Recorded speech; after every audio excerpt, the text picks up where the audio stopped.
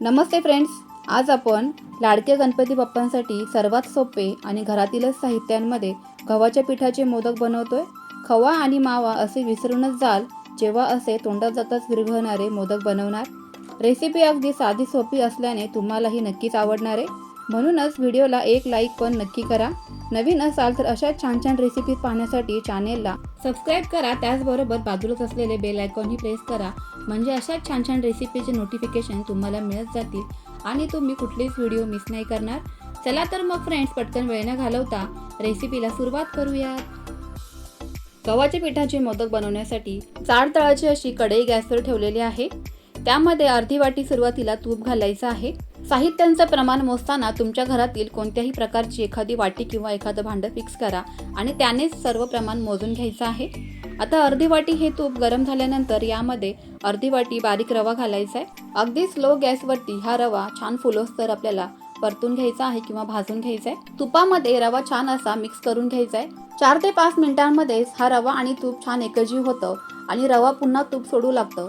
अशा वेळेला आपल्याला यामध्ये ज्या वाटीने आपण सुरुवातीला साहित्य मोजलं त्याच वाटीने मोजून 1 वाटी गव्हाचं पीठ घालायचं आहे। आता हे गव्हाचं पीठ इथे मी स्वच्छ असं चाळून घेतलेलं आहे। रेग्युलर पीठ आपण जे चपाती बनवण्यासाठी वापरतो तर तेच पीठ इथे मी वापरलेलं आहे। अगदी स्लो गॅसवरती आपल्याला सतत हलवत हे गव्हाचं पीठ एकसारखं भाजून घ्यायचंय। सुरुवातीपासून कुठेच गॅस वाढवायचा नाही।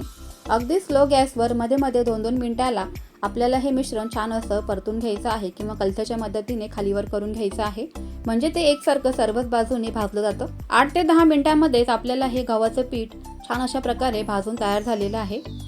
हलकासा रंगही बदललेला आहे पिठाचा, तुम्ही बघू शकताय। खूप जास्त डार्क रंगावरतीही भाजायचं नाहीये, मी दाखवते अगदी त्याच परफेक्ट बिस्किट रंगावरती आपल्याला हे पीठ भाजून घ्यायचंय। गरम पिठामध्येच आपल्याला पुढची प्रोसेस करायची आहे, त्यामुळे तिथे मी गॅस बंद करून कढई बाजूला करून घेतली आहे। आता यामध्ये पाव चमचा वेलची पावडर घालायची आहे। त्यानंतर ज्या वाटीने आपण गव्हाचं पीठ मोजलं त्याच वाटीने इथे 1 वाटी गूळ घालायचा आहे। आता गूळ सुद्धा मी साधाच वापरलेला आहे, आपण जो रेग्युलर घरामध्ये वापरतो तोच गूळ वापरायचा आहे, चिक्कीचा गूळ वगैरे वापरायचा नाही। आता पीठ गरम असतानाच हा गूळ जो आहे ना तो या पिठामध्ये छान असा मिक्स करून घ्यायचा आहे। आता या स्टेजला गूळ पिठामध्ये मिक्स करत असताना गुळाच्या काही गाठी बनतात किंवा पूर्णपणे तो एकजीव असा होत नाही, तर त्यासाठी आपण एक प्रोसेस इथे करणार आहोत। आता हे संपूर्ण मिश्रण पुन्हा एकदा मिक्सरमध्ये आपल्याला फिरवून घ्यायचंय। असं केल्यामुळे काय होणार आहे की गव्हाचं पीठ आणि गूळ जो आहे ना तो अगदी छान असा एकजीव होणार आहे आणि मस्त आपल्या इथे पिठाला बाइंडिंग सुद्धा येणार आहे। पाक वगैरे बनवण्याची इथे अजिबात आवश्यकता नाहीये किंवा एक्स्ट्राचं तूपही घालायचं नाहीये, फक्त आपल्याला हे मिक्सरमध्ये या पद्धतीने प्रोसेस करून घ्यायची आहे। आता सर्वच हे जे मिश्रण आहे ना ते मिक्सरमध्ये मी बारीक फिरवूनच घेते। या पद्धतीने सर्वच मिश्रण मिक्सरमध्ये बारीक फिरवून झाल्यानंतर पिठाला बाइंडिंग तुम्ही बघू शकता अगदी परफेक्ट आलेलं आहे। आता या पद्धतीचा एखादा मोदक साचा घ्यायचा आहे, त्यामध्ये आपल्याला हे जे मिश्रण तयार केलेलं आपण ते भरून घ्यायचंय। मोदक साच्यामध्ये जितकं पीठ मावेल किंवा मिश्रण मावेल तितका हा साचा भरून घ्यायचा आहे, म्हणजे मग अगदी सुबक आणि सुंदर असा मोदक इथे बनून तयार होतो। बोटांच्या मदतीने संपूर्ण हे मिश्रण जे आहे ना ते प्रेस करून घ्यायचंय।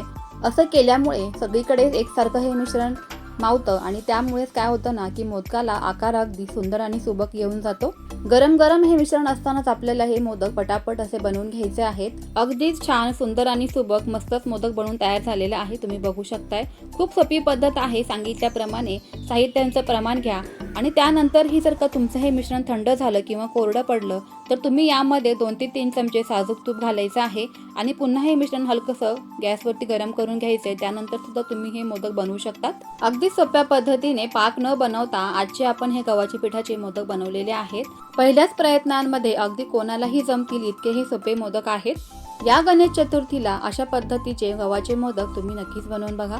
रेसिपी आवडली असेल तर व्हिडिओला एक लाईक नक्कीच करा, त्याचबरोबर जास्तीत जास्त तुमच्या फ्रेंड्स आणि फॅमिलीसोबत ही रेसिपी शेअर नक्की करा, म्हणजे त्यांनाही असे छान छान मोदक रेसिपीज पाहताही येतील आणि बनवताही येतील। चला तर मग फ्रेंड्स, पुन्हा भेटूयाच अशा छान छान आणि सोप्या रेसिपी सोबत। तोपर्यंत always keep smiling and keep cooking. Bye bye friends.